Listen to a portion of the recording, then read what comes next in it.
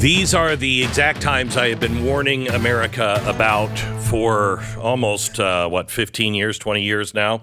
It is why I spent so much time on Israel and the Jewish state and Martin Luther King for so many years, because this is part of what always happens in a world that goes mad with socialism and Marxism. It always comes with massive anti-Semitism. And we're seeing it now in our universities. We're seeing it everywhere. And it's apparently not that disturbing for a lot of people. I think everyone should be talking about this at lunch and dinner, at the water cooler. You know, wherever you're hanging out and talking about things, there is nothing, I think, more important than this. Because once anti-Semitism is this, it's this gateway to hell. It is a gateway to hell. And I just ask, if you are not Jewish, I'm not Jewish. I just want you to imagine what it must feel like having your children at a university today, or you at a university, or just being Jewish. We've seen this movie before. It's not like, oh, well, they don't really mean it. Oh, yeah, no, they do. And when they're chanting this at the University of Pennsylvania, there's only one solution. That's not even veiled. They're talking about the final solution, which was so horrific, they never said the extermination of all the Jews. They gave it a code name, the final solution. They didn't even want people to know about it, but apparently everybody on the left here in America and around the world are all for just letting it rip.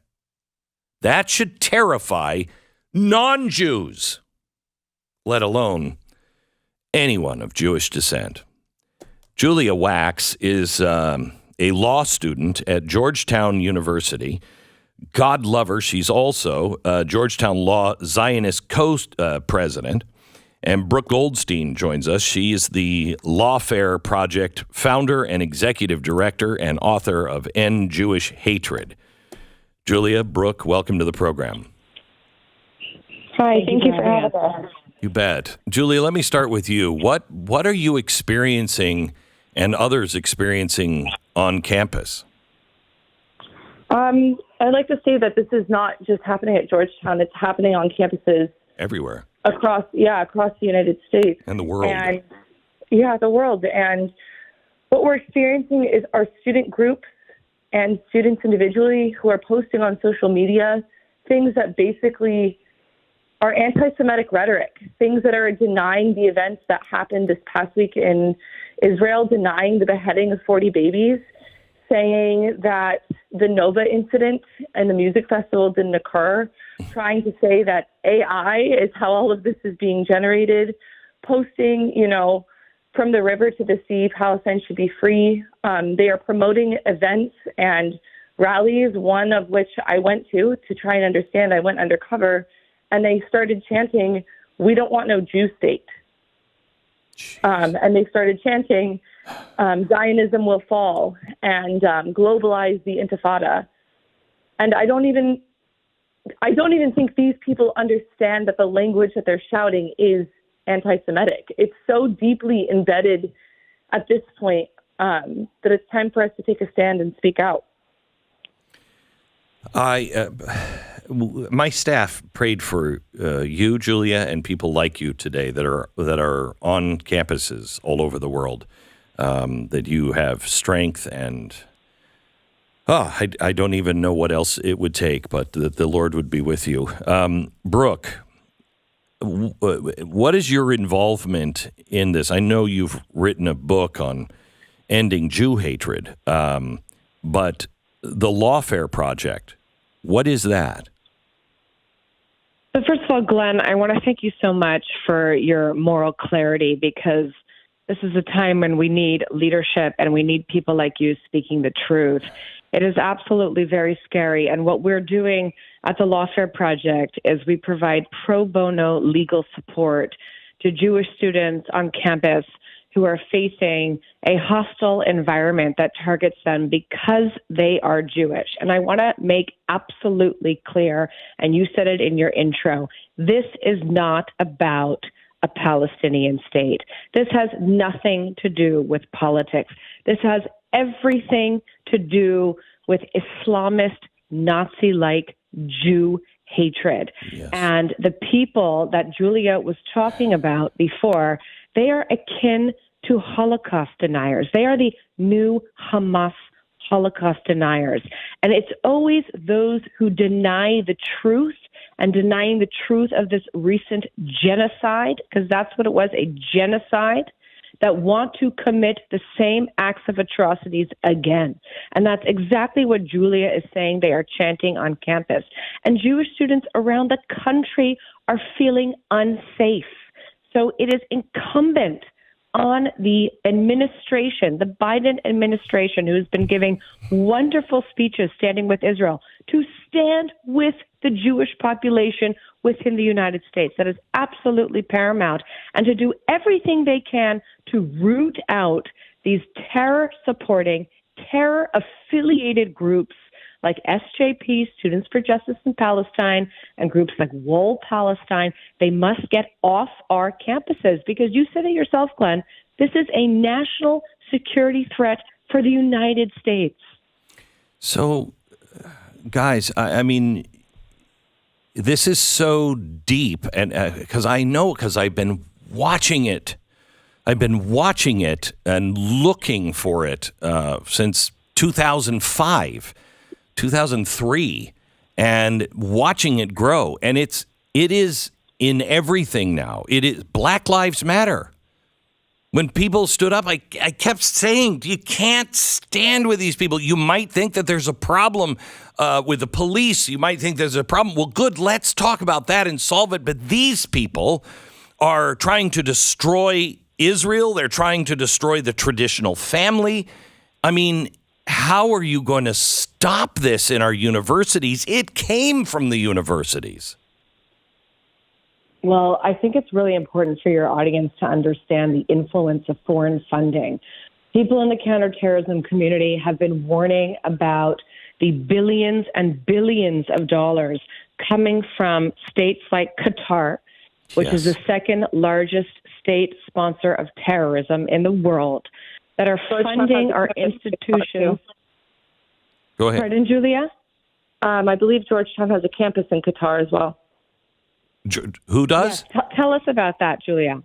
I don't know too much, but Georgetown does have a campus in Qatar. How is it that our administrators are taking hundreds of millions of dollars per campus? They're not registering as foreign agents. They're not disclosing the memos of understanding. What are the terms of these agreements? I guarantee you this money, we know, is going to diversity, equity, inclusion. It's going to critical race theory. It's going to fund students groups. And it's going to radicalize Americans to turn not just against Israel, but against America. Julia, what does it, I don't know if you can even answer this. What does it feel like to be a Jew today? It requires a lot of perseverance. I'm definitely one of the loudest voices on my campus when it comes to this subject. And I'm trying to stay strong for a group of people because I do have students that are unable to focus and are forced to sit in a classroom with students who promote these rallies. I have students texting me that they are scared to come to class. Students who are removing their Star of David necklaces, students who have removed their Israeli flags from their lockers. It's a hostile environment. You walk down the street and you don't know who's for you and who's against you. And I think it's important to note that this used to be a very fringe group of people on the university campuses. This used to be a very fringe, far left group. And now it's the majority. And now, quite honestly, on campuses across the United States, it feels like the majority is against us. And yesterday we hosted a survivor from the Nova Music Festival on our campus. In 24 hours, I was able to get her to come and speak.